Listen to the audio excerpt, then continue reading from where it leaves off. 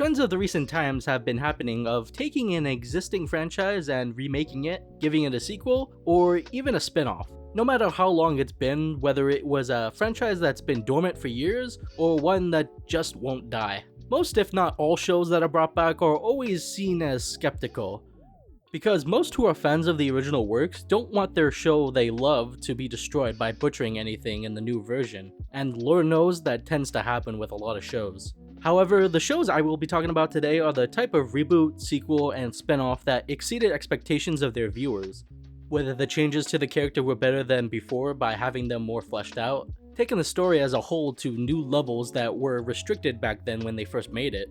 It also shows everyone that the people who work on these shows really care about what they are doing and want to give the viewers a good experience. But enough of all that, let's get into the first show.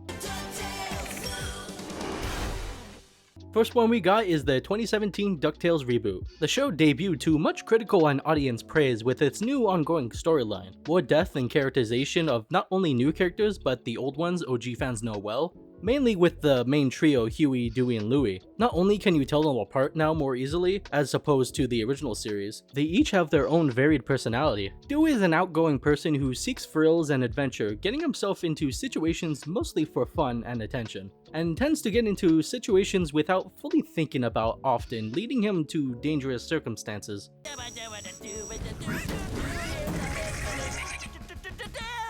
Huey is a smart kid who always plays it by the book, mainly referring to his Junior Woodchuck guidebook for almost everything. Always trying to be the most responsible one of the groups, as well as being the most organized and level-headed. But he can also get very angry if he's pushed too far. Isn't that what the Junior Woodchucks are all about? Fine! I'm gonna observe him so hard. Come here, you historical abomination! Louie is very laid back and lazy, but at the same time is very resourceful. He often just wants to get rich quick and can sometimes do that, but doesn't think of how to maintain it or what consequences would happen. But at the end of the day, he still does what's right, especially if it's for his family. Oh man, my phone's dead. Guess I gotta buy a new one. Just charge it!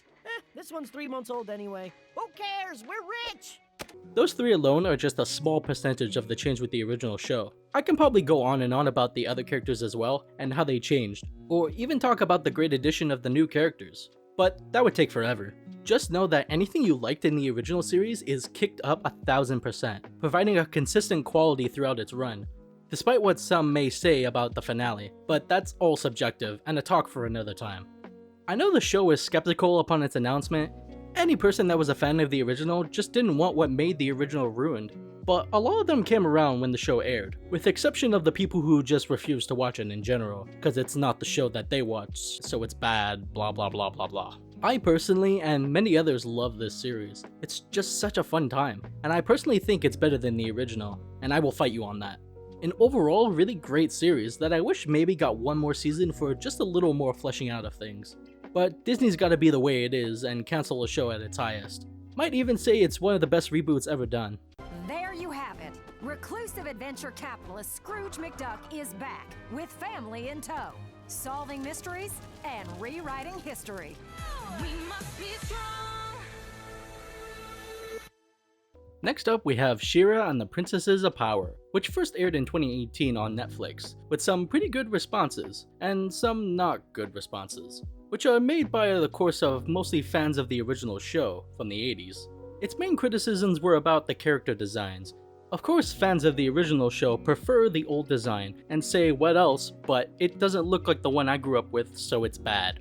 Even though that's so far from the truth. Now, I wouldn't say the 80s designs are the worst things ever, but they are definitely products of their time, with almost every female character looking the same and just tall and skinny, and the guys don't fare much better just being completely jacked in the 80s series. It's just unrealistic compared to more modern designs where it looks like someone can actually look like those characters. I feel like if you choose the original, it's just for nostalgia's sake and nothing else.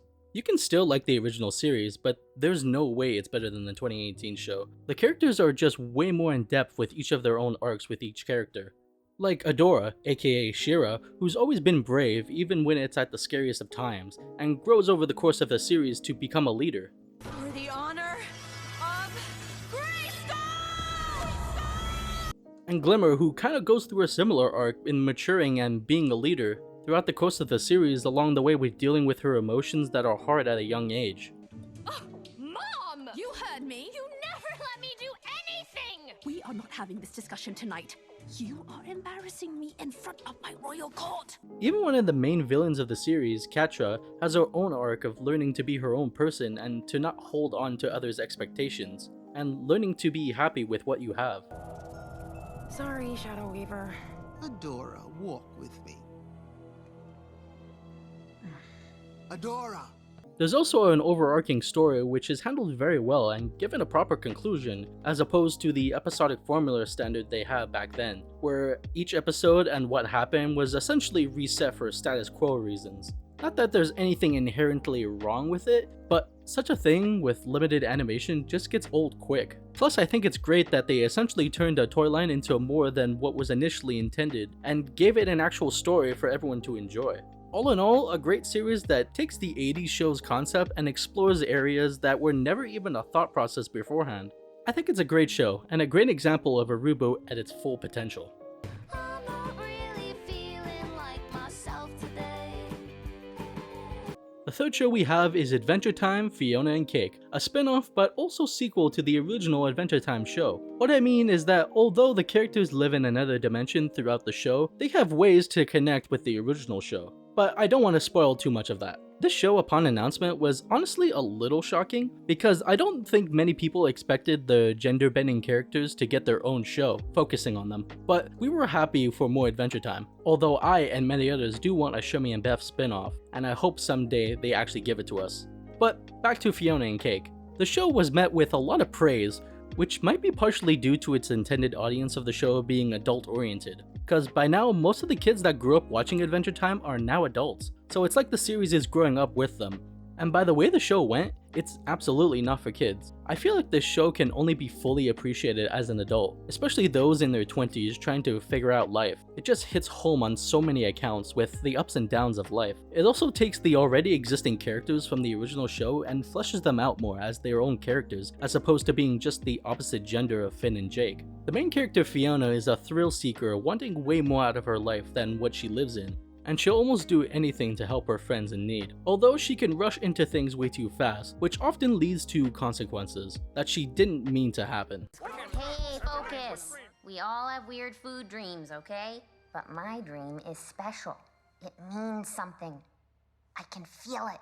Cake could be at times very similar to Jake, being fun-loving but unwary about others around them, endangering some people in the process, but does learn from it, as well as always being loyal to her friends and having their back when needed. What are we gonna do? That bug guy's still after us and we can't take him on. The story in terms of a spin-off and continuation of the original show, it does it extremely well, considering all the Adventure Time lore and pieces things all together really skillfully. You can tell a lot of passion was put into the show. This is a really great show that I'd recommend for any fans of the original show. If you want to watch Fiona and Cake though, I'd recommend watching Adventure Time in order for some good context on what's happening.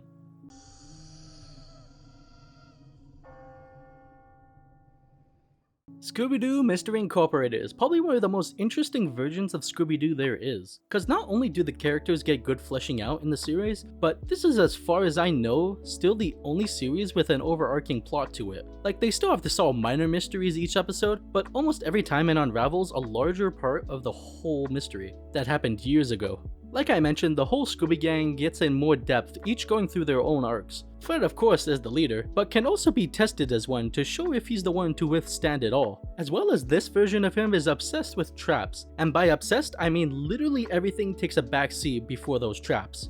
It's actually a part of his long-lasting arc across the series. Shaggy and Scooby-Doo are very similar to their previous versions of them, with being afraid of monsters and eating everything in sight, but are always still loyal and will do anything at any cost for their friends, even if it means it's life endangering for them. Daphne in this version is a very trusting friend and very enthusiastic with others, and can be tough as nails. Although she will sometimes get caught by monsters, she's loyal to all her friends, especially Fred, as close as they can get in this series. Velma in the series is of course as smart as ever, and she's a firm believer in the truth, always looking for proof if things exist. And she can be bossy at times, usually trying to get what she wants if everyone is against her, but she can always still be counted on with the gang for help when needed. As I mentioned, this version has an overarching story that makes the franchise its most mature since the original Zombie Island movie, where they actually made the monsters real. Maybe one day we'll get another version that can be just as good, but who knows. This show is great. Probably the best version of Scooby-Doo ever. If you're a fan of Scooby-Doo in any way, you need to check this version out. Even if you aren't a fan or haven't seen any Scooby-Doo before, watch this one. It'll all be worth it.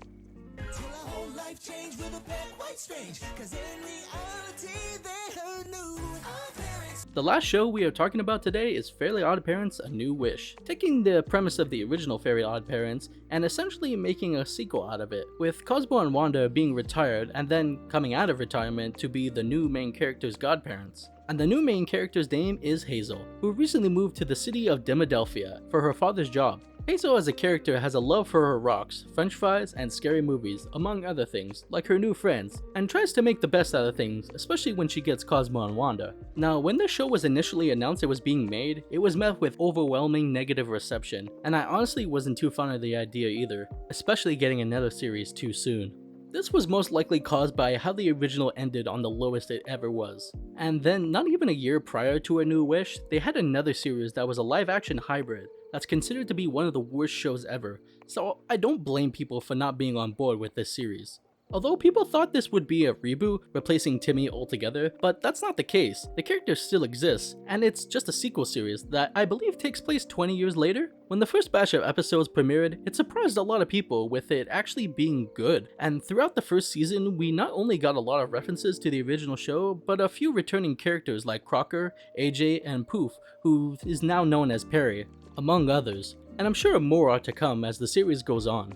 It seems like everyone's worries were for nothing, because it seems like there was a lot of passion behind this series, specifically with the fine details of how the world works, references to episodes and characters from the original series, and where they are now. Like one of the new characters, Dev Dimmadome, who's the grandson of Doug Dimmadome, and the son of Dale Dimmadome, the same character from the Lemonade Stand episode who now owns all of Dimmadome's corporations, and they continue to build off of it. And there's much more to it. It's actually a really fun series that I hope can continue to flesh out, and maybe one day we'll get a Timmy cameo and other characters to show up. With the way the show has been taking itself, building off of the previous, I'd say it's in good hands. If you were skeptical about the series before, I do highly encourage you to check it out. If you are a fan of the original series, this ought to be up your alley. I don't think cartoons won't ever stop being remade and retooled for new audiences. It's just a part of life now. But honestly, why not make it the best it can be, like these shows have done to their respected franchises? I do hope if we continue to get reboots, sequels, and spin-offs in massive droves, that they can make it feel like it should be there. Show us a story that you want to tell. Exceed our expectations. I know people can only do so much, but we can always carry out hope for the better. Pretty great, you've got it made.